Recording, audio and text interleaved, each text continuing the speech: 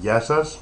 Σήμερα θα δείξουμε πώς εξάγουμε τις εγγραφές για τη συγκεντρωτική τιμολογίων, όπως αυτή ισχύει από 1η Πρώτου 2014, από τη σειρά προγραμμάτων κέρδος, εμπορική διαχείριση, ώστε να το διαχειριστούμε και να το αποστείλουμε στη Γενική Γραμματεία Πληροφοριακών Συστημάτων. Πάω στο μενού τιμολόγηση, έκδοση συγκεντρωτικών, υποβολή συγκεντρωτικών, εξαγωγή εγγραφών. Υποτίθεται ότι έχω κάνει όλους τους ελέγχους μου και συνεχίζω. Βάζω ημερομηνία μήνα που αφορά. Θα ξεκινήσω από το Γενάρη του 2014, 1η Πρώτου 2014 έως 31 Πρώτου 2014. Θα δώσω όνομα στο αρχείο για να το αναγνωρίζω. Όχι, δεν θα αφήσω αυτό το export txt που μου προτείνει.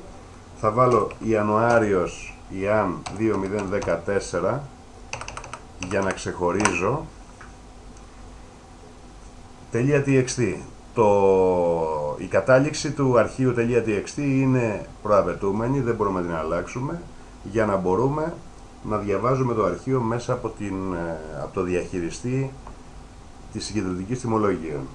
Πατάω Enter, επιλέγω συνέχεια, να εξαχθεί δηλαδή το αρχείο, να εξαχθεί σε αρχείο, συνέχεια.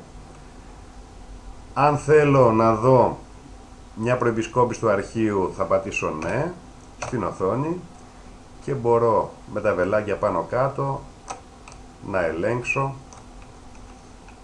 ή να πάω στο τέλος να κάνω μια προεπισκόπηση των τιμολογίων που θα μου φέρει στην συγκεντρωτική τιμολογία. Τελειώνοντας με την προεπισκόπηση, φεύγω από εδώ. Έχει δημιουργηθεί το αρχείο ian 2014.txt και πάμε να το εισάγουμε στο πρόγραμμα διαχείρισης των συγκεντρωτικών. Εδώ είμαστε στο πρόγραμμα διαχείρισης συγκεντρωτικών τιμολογίων. Βλέπω ότι δεν υπάρχει εγγραφές ούτε στα παραστατικά εσόδων, ούτε στα έξοδα, ούτε στις λιανικές κτλ. Θα πρέπει να φορτώσω το αρχείο. Πηγαίνω στην επιλογή αρχείου txt και μπορώ να επιλέξω το ian 2014, αυτό που μόλις εξήχθη από την εμπορική διαχείριση. Να φορτωθεί βεβαίως το αρχείο. Παίρνω ένα μήνυμα ότι φορτώθηκε κανονικά.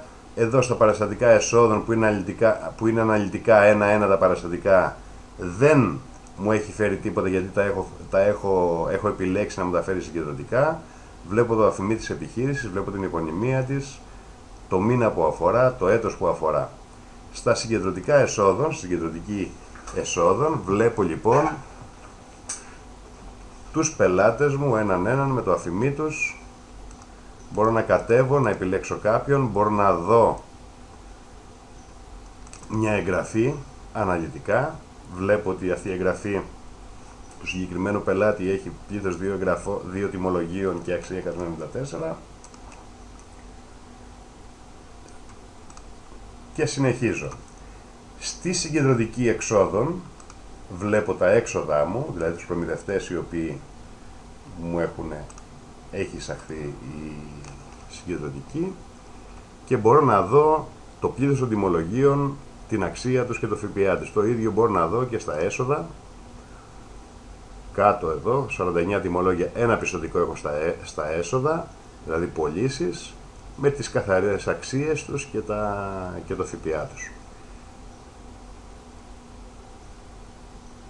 Εδώ έχω συγκεντρωτικές λιανικών, έχω μία εγγραφή λιανικής και μπορώ να προσθέσω και τις δαπάνες μου. Σε αυτή τη φάση είμαι έτοιμος, σε πρώτη φάση να αποθηκεύσω αυτό το αρχείο για μελλοντική χρήση, επιλέγοντας αποθήκευση εγγραφών XML.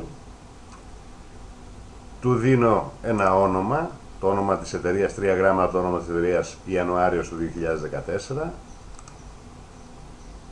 Το αρχείο αποθηκεύεται με το όνομα τάδε στην τάδε διεύθυνση.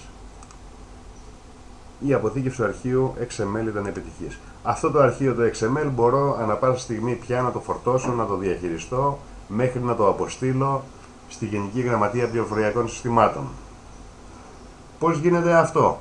Για να αποστείλω το αρχείο μετά την αποθήκευσή του, πατάω στο συγκεκριμένο κουμπί εξαγωγή XML εγγραφών σε αρχείο για Γενική Γραμματεία Πληροφοριακών Συστημάτων, επιβεβαιώνω ότι θέλω να γίνει αυτό και το αρχείο μου είναι έτοιμο πια για την αποστολή στην Γενική Γραμματεία Πληροφοριακών Συστημάτων, όπως αυτή ορίζει και με τον τρόπο με τον οποίο ζητάει.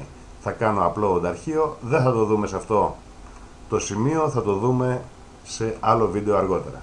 Ευχαριστούμε.